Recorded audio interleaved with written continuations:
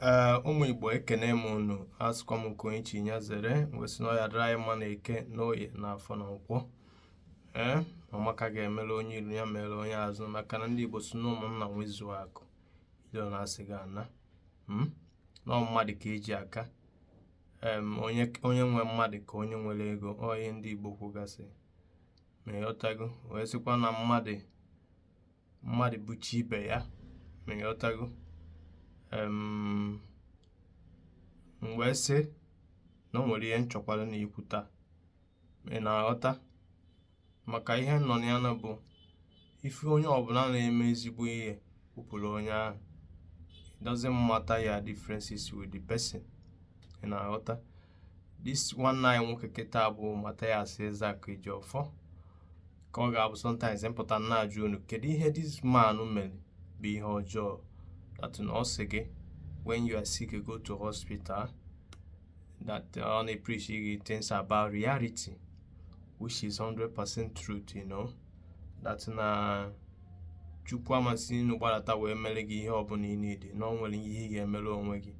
Gị pụta n'aka ndị pastors na reverend fathers na-agwa gị that na gị chụba akụ gị ka idebe ya n'eluigwe, ma gị dị Paul n'ụwa na akụ gị bụ n'eluigwe ka ọ ga-adị. Ọ na-agwa anyị nke ahụ bụ eziokwu, mana ụmụnna anyị pụta ha na-criticize ya, na-akọ ihe dị iche iche gbasara ya because of gịnị na ihe nọ ya na bụ religion. Ị na-anụ ọgụ religion, chefuo that na ọ bụ n'igwe ekekele enu ka has no religion.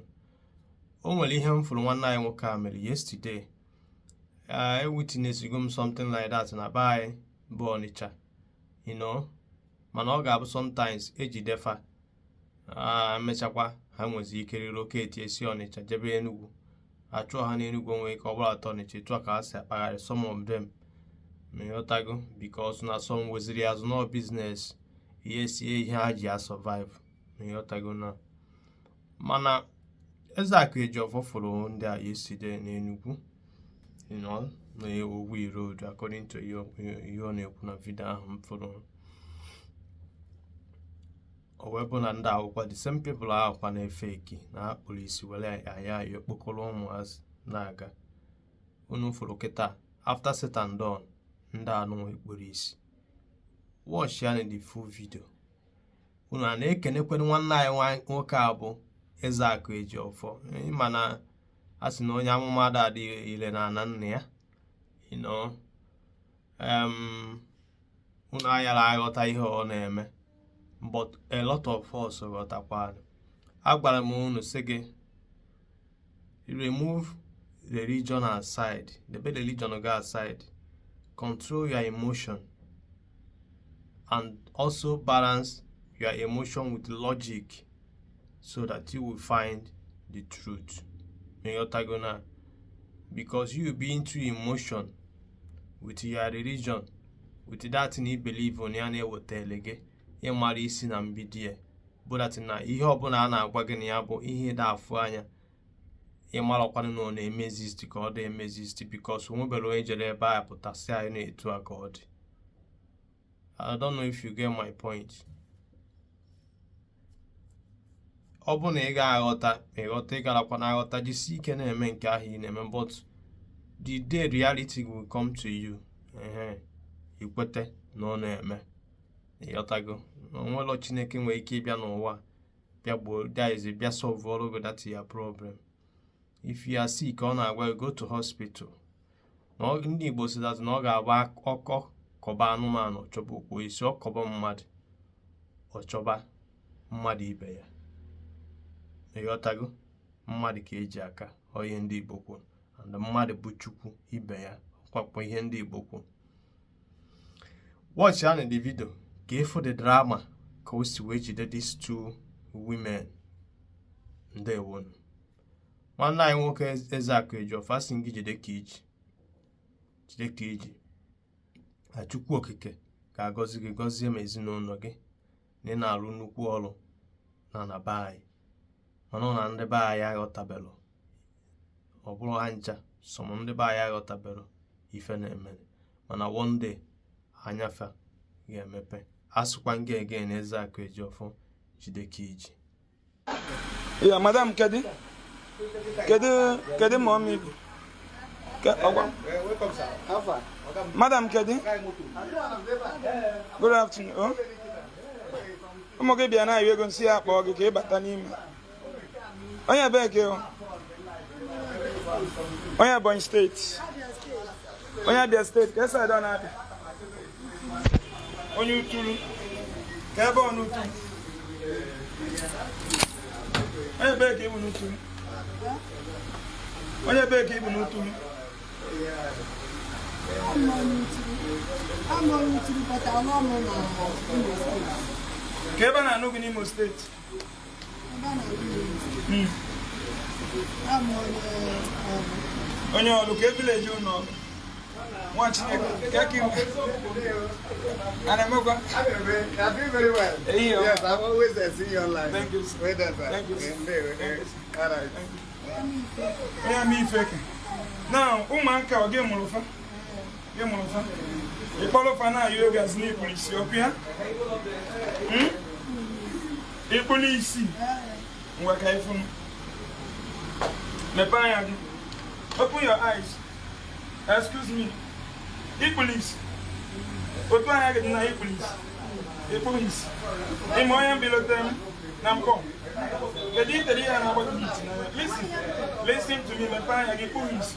I will take you to hospital. I'm going to teaching hospital. And if they confirm the police, I will arrest you. You made the police follow you. Because he in the made against the law. In the maybe any future on my account.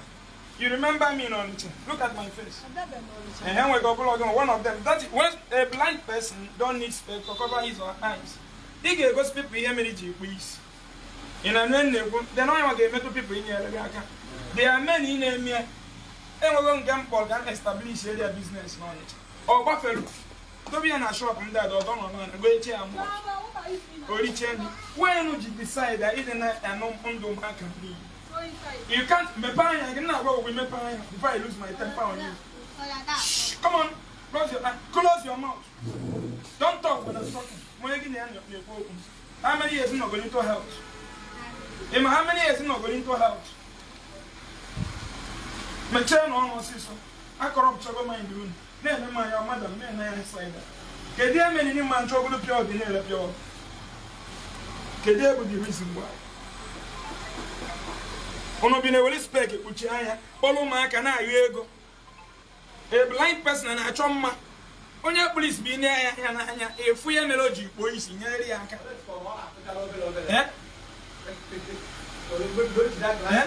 kwa unu je bi ro dị ndụ ọ dị mma ihe na ị na-anafu people ego n'ike because na pretend na arụ adrọg why na alụ dị ego mmadụ kwesịrị inye onye arụ adọrọfụ go wele nye ego mana alụsi mụ na anyị tọọ na onye ọ na-apụtago n'ilu sisi nye ofe akwa ka anyị na ka ndị mbịa sị ka change akwa I feel like na mma na-achọ ọnịcha yesterday ebe m na-achụ fem ezinụlọ m yiri ji nwe na-afọrọzi anyị n'ike anyị nwabozi ụmụ m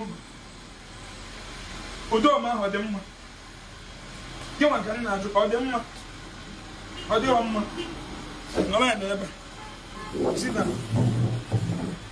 nọrọ ya n'ebe get away.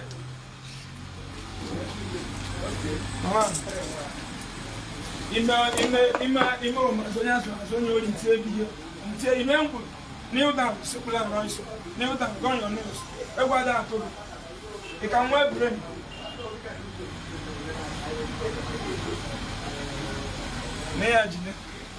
Never go by never mind, now go with them. Kedia get married, you see me here. Because starting from today, manga is no unless me change you on. Kedia got been married, you put in a garden and marry women and you best alone. Take a GBD business. Can do the business each of you. Yeah, so can I know when I want it on in Guyana? I mean, can do the business each of you. Eh? I have tomatoes. Each of you have tomatoes. In a Libyan number. When it will when it will when it will get off. Only tiro no. Mbo kwa ya aga boy aga keta na. Okuto accident say so go why you like. Kebi the I have tomato. They live market in Cornish. Kedebi bi na Enugu. Mayo. Ebi dole ga ya tomato. Igele nwe akwụsị kwari ụmụaka. Ego na gị na-akwụ ụmụaka. Gị nwa amụlụfa. Di gị n'ụdị. Inwere ụdị ịmụ ha n'ụlọ. Onye ebe nke ewu. Ka esa ido n'ọlụ. Onye ama ifeke n'ọlụ. Onye ama ifeke n'ọlụ. Okay, isi na ịbịa be ha Ọnịcha before. Ọ bụrụ na nwasịrị unu bibu Nnewi. Ọgwụ ibibu Nnewi. Onye ama ifeke ka ewu. Kedu mgbe i bidoro mmewe udo? Only go 3 years. And all condition may maybe okay. Condition okay. Mba. I have a channel church. You can do for sure. Business now.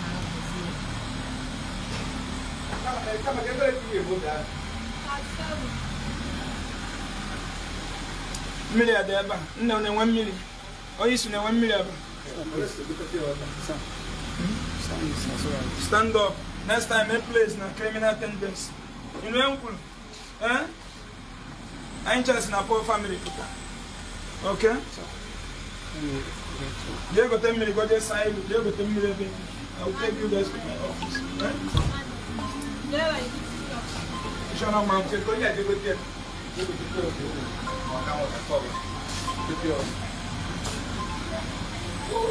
All of you are going to get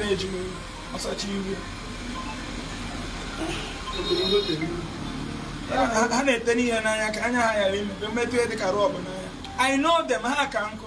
Enwere ndị a na-akụ egwu ụmụ obi eze ka a na-akpọ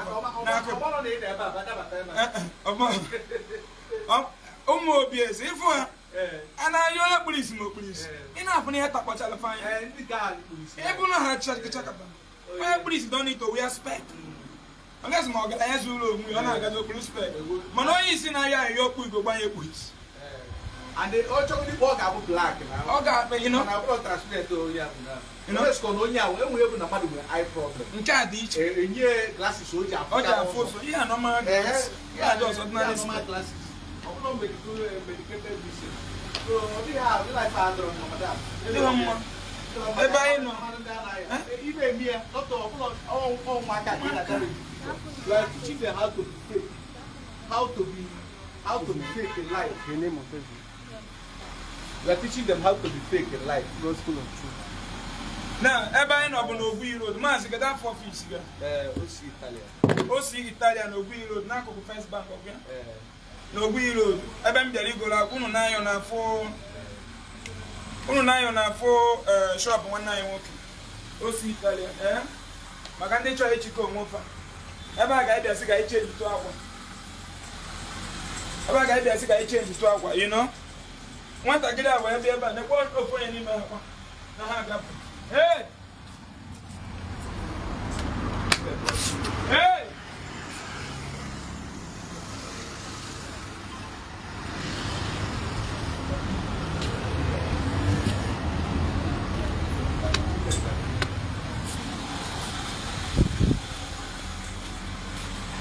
Bien here. Mommy, Batani, man. Tell your mother to come inside. It's in my name, Batani Maba. And thanks, sir. Come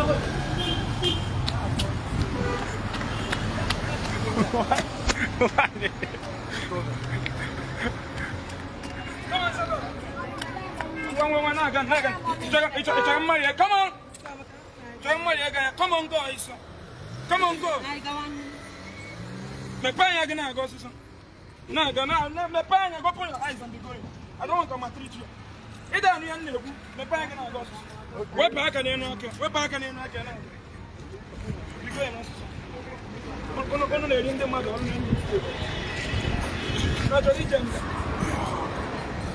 Why you know you not put them another? Let us see for one reason. Why not you put them come on? I tell you, man, indeed. I tell you, man, indeed. One of my child.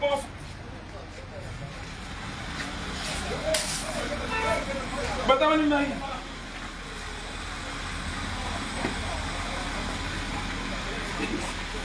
Akuna mando. Mama fa. Mando. Dia madam, ke ba amuru ma. Ah mo. Ene ma anya na wa obi na ene ma ni. Gadem bono ji bi dawa. Onya be ke o. Onye utulu. Ebile ju n'utulu. Okigwe. Ke ebe unu bụ na okigwe.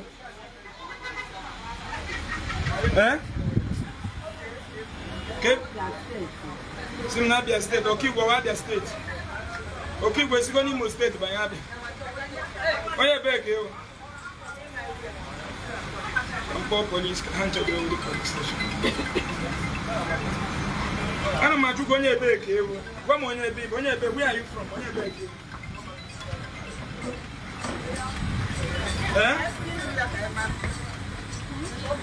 Onye be ke o, dey go. The choice equal. Then can onye be Okigwe adina Imo and Abia State. Okigwe Imo State. Onye be ke o. Onye nke go when I will establish business for onye nke. Nge bido ori afia. Bishop no so na afia.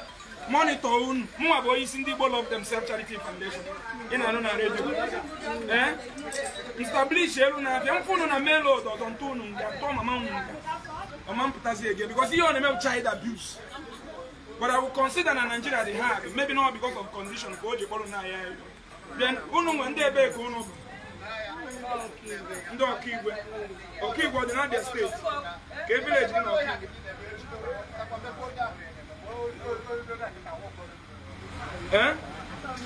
Get up a village.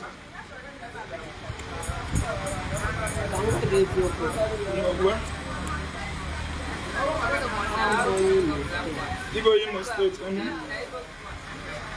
Onye be Imo State.